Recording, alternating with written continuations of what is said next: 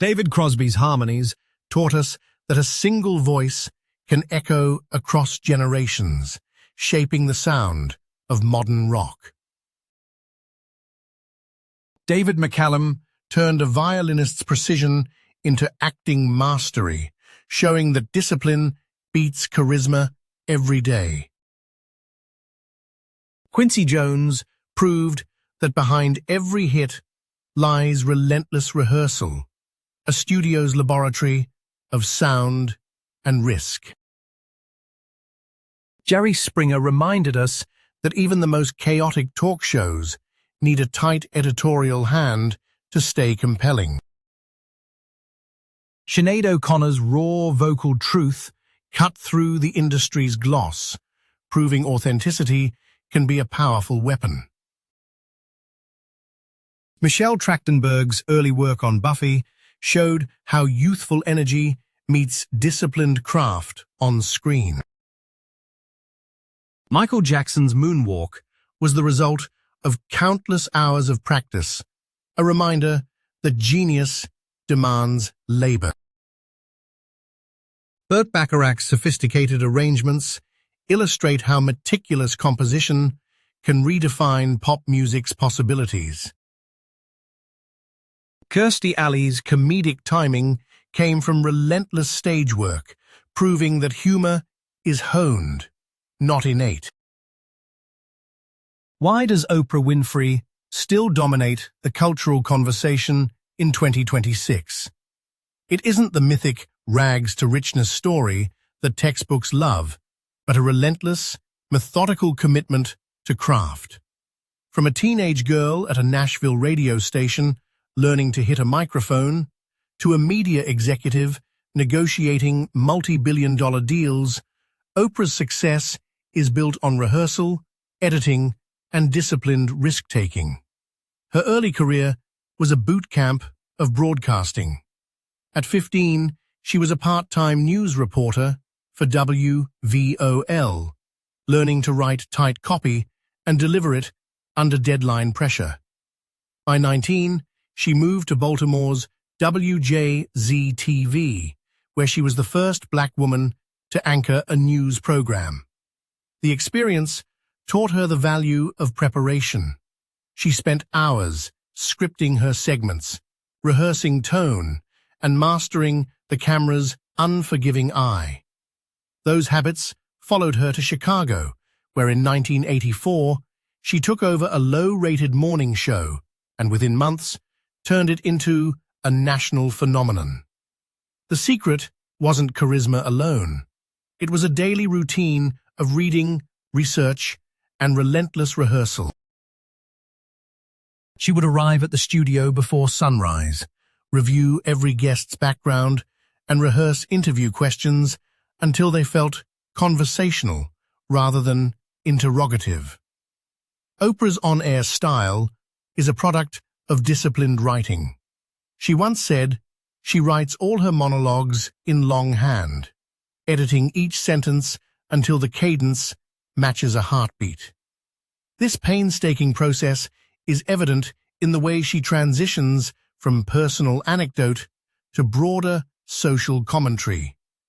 When she announced the launch of her book club in 1996, the pitch was not a spur-of-the-moment idea, but the result of weeks of scripting, focus group testing, and negotiating rights with publishers.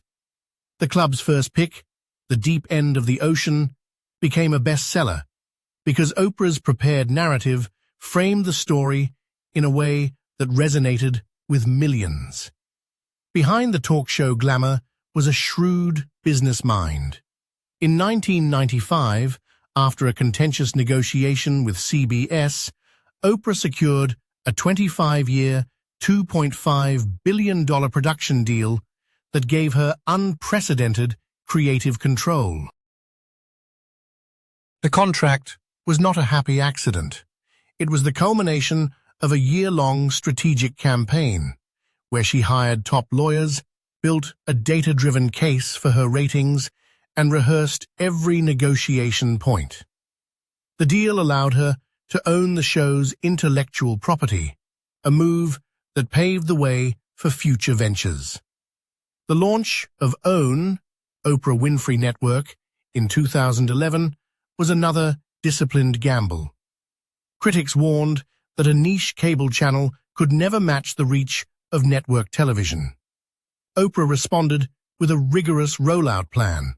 She hired a senior-level programming team, instituted weekly script reviews, and instituted a pilot-first policy, where each new series underwent a 6-month development sprint before airing.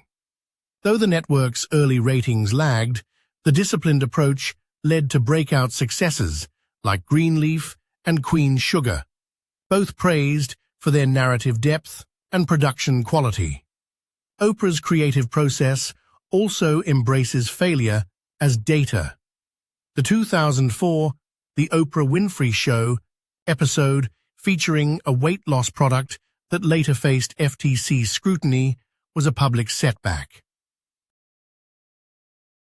Instead of retreating, she convened a cross-functional review, tightened sponsor vetting protocols, and publicly apologized, demonstrating that accountability, when paired with systematic improvement, can preserve credibility. The incident reinforced her belief that a disciplined editorial board protects both the audience and the brand. Collaboration is another cornerstone of her discipline. Her long-standing partnership with Gayle King began in the 1990s, when they co-produced a series of Women's Worth specials. Their workflow involves weekly brainstorming sessions, shared digital notebooks, and a mutual commitment to fact-checking every story. This partnership model extends to her production company, Harpo Studios, where each project is assigned a craft lead, responsible for overseeing script integrity, visual design, and audience testing. Oprah's personal routine underscores the same principles she expects from her teams. She starts each day with a 30-minute meditation, followed by a reading list that averages 30 pages per day, roughly 10,000 pages a year. She keeps a journal where she records insights from interviews, noting patterns that later inform thematic series like Super Soul Sunday. This habit of reflective documentation translates into a disciplined content pipeline, where ideas are filtered through personal experience, audience metrics, and editorial standards. Philanthropy, too, is handled with the same operational rigor. The Oprah Winfrey Leadership Academy for Girls in South Africa was not a one-off donation. It involved a detailed feasibility study, partnership with the South African Department of Education, and a governance board that meets quarterly to assess outcomes. The Academy's curriculum mirrors Oprah's own emphasis on reading, public speaking, and entrepreneurship, reinforcing the idea that success is replicable through systematic training. In recent years, Oprah's brand has evolved into a digital-first strategy. She launched the Oprah Daily app, which aggregates her podcasts, videos, and articles. The platform uses data analytics to personalize content recommendations, a practice she learned from early television ratings analysis.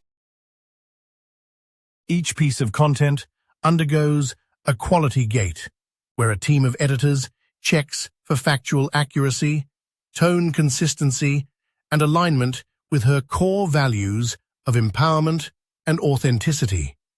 Oprah's legacy, therefore, is not a static monument, but a living laboratory of disciplined creativity.